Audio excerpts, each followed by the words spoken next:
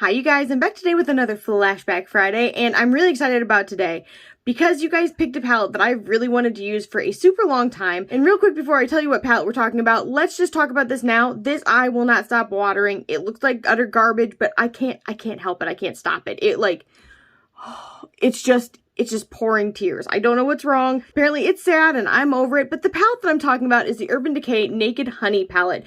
When this came out, I was so excited about it because I love golds. I love like yellow tone, mustard tone, beautiful shades, and this has it all, in my opinion. Well, it could have a darker shade, but we'll get to that. In any case, this palette was originally $49. It is actually half off plus another 15% off right now. So if you're seeing this video and you like this palette, you might want to go snatch it up because personally, that's like a crazy deal on it. So this is what the outside looks like.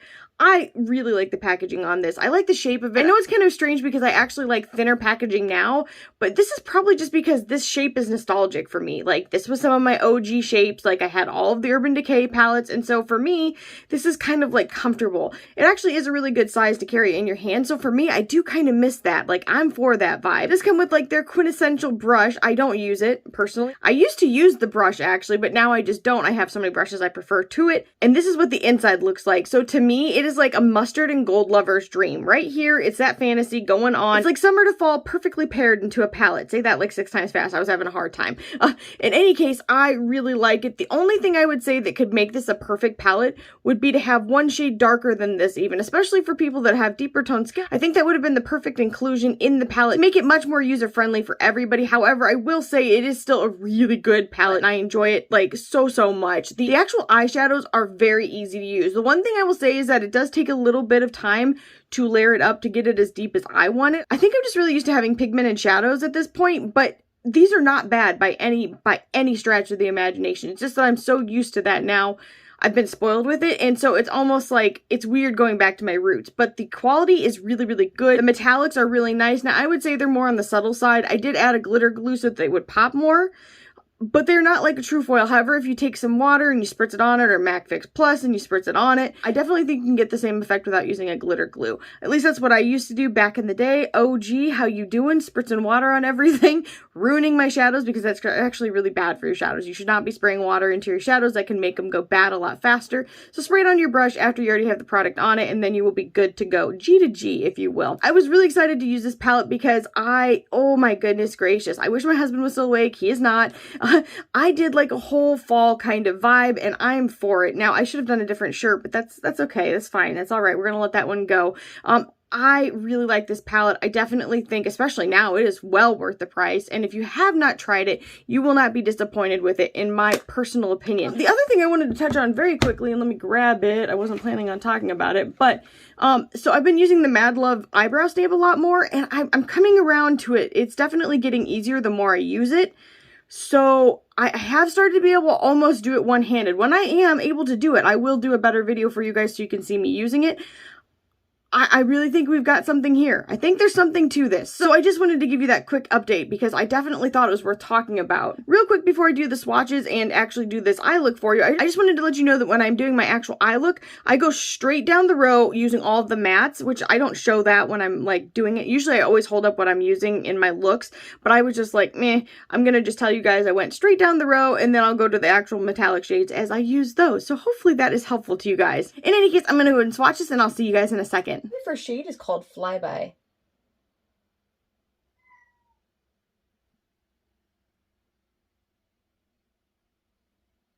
And that's a really beautiful, almost champagne-y shade that could be used for highlight. It's not completely matte. It's got a small sheen to it. The next shade is called Sweet.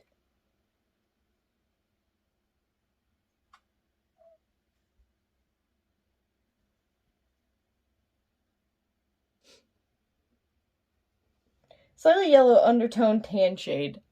The next shade is Swarm.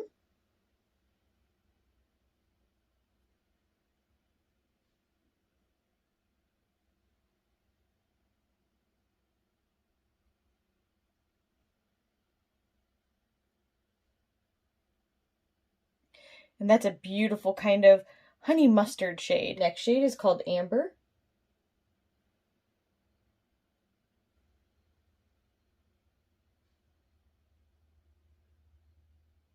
Whew. Ooh, that is beautiful. And that's kind of like a goldish, orangish, beautiful, oh my gosh, amber shade.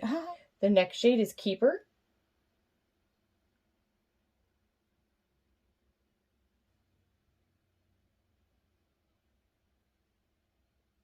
Shade is very similar to this. It is just slightly deeper and slightly more orange, called Golden.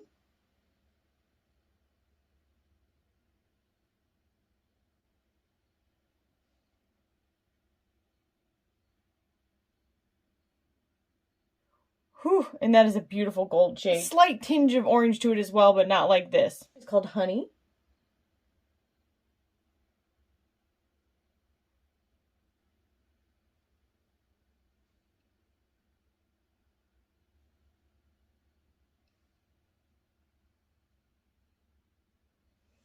And that's a beautiful true gold shade. It is called Queen.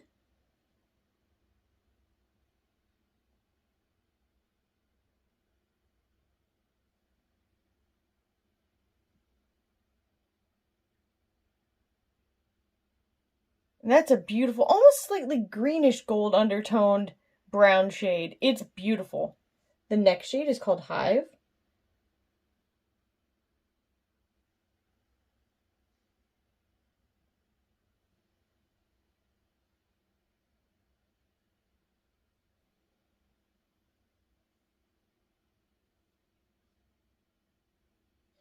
And that's a beautiful, kind of like dark khaki shade. It's awesome. It's called Drip.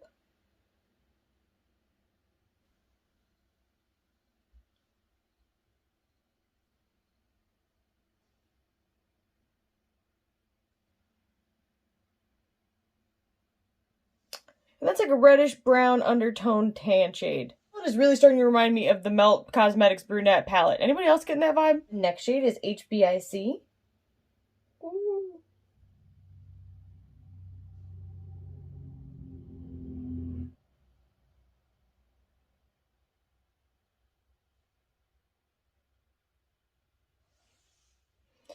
Whew, that's beautiful. That's definitely like kind of an orange undertone champagne brown shade. Reminds me a little bit of Grandstand from Makeup Geek. The last shade in this palette is called Sting.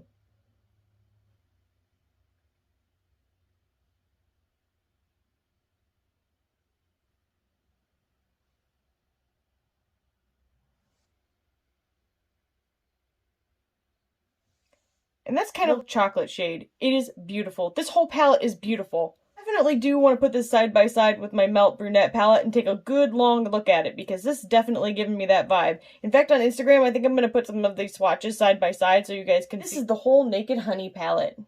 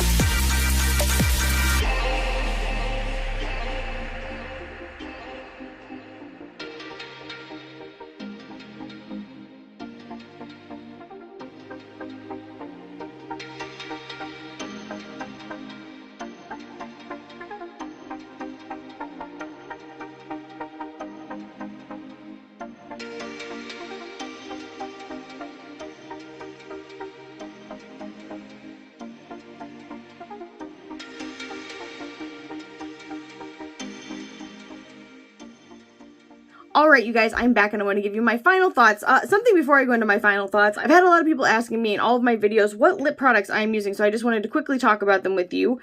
So lip liner, I'm wearing Bourbon, and this is Jaclyn Cosmetics. And then my actual lip is Old Flame from Dose of Colors. Oh my goodness gracious. You'll be able to see it without the gloss on top of it during the actual video. And then this shade right here is from Pat McGrath, and this is Bronze Temptation, which was the first opportunity I've had to use this, so I was really excited to put it over the top of it. So in case you were curious what my lip products were, now you know. Back into the star of the day, we are talking about the Urban Decay. This is the Naked Honey palette, and I feel like this packaging is beautiful. It is so gorgeous. It is exactly a honey pot. I'm for it. It's everything right with the world. When you open it up, it looks like this, which I'm terrible at.